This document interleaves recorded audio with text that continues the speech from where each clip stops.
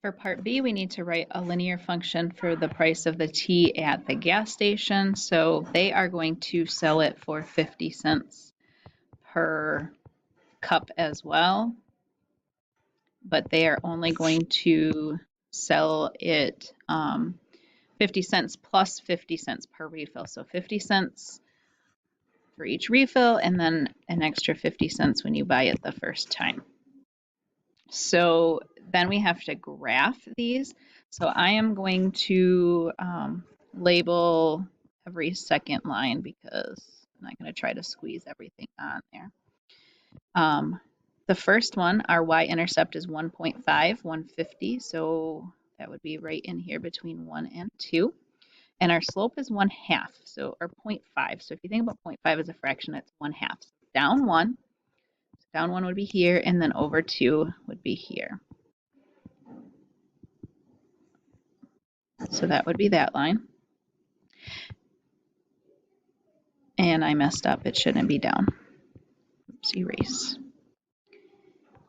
It's 1/2. Up 1 and over 2. Here we go. So there's that line. And then the gas station one is 0.5 for our y-intercept, so 1/2. And then our slope is also 0.5, so up 1 over 2 for 1/2. So up 1 and over 2 would be here. So there's the line for the gas station. And then part D just wants us to compare the lines in terms of slope and translation. So the slopes are the same if you look at them. Both of them are 0.5 or 1/2. So slopes are the same.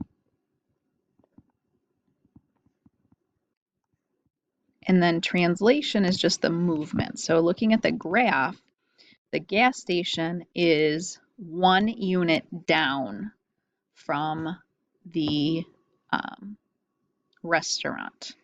So gas station slid down 1 unit to get, I'm having a rough time here.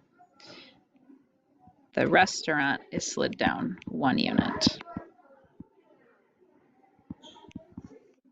to get to the gas station.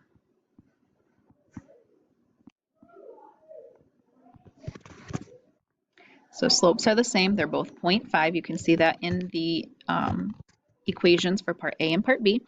And then the y-intercepts, one is 1.5, the restaurant, and the gas station is 0.5. So that's a difference of 1. And it went down 1 from the restaurant to get to the gas station. So every point on those lines is slid down 1 spot.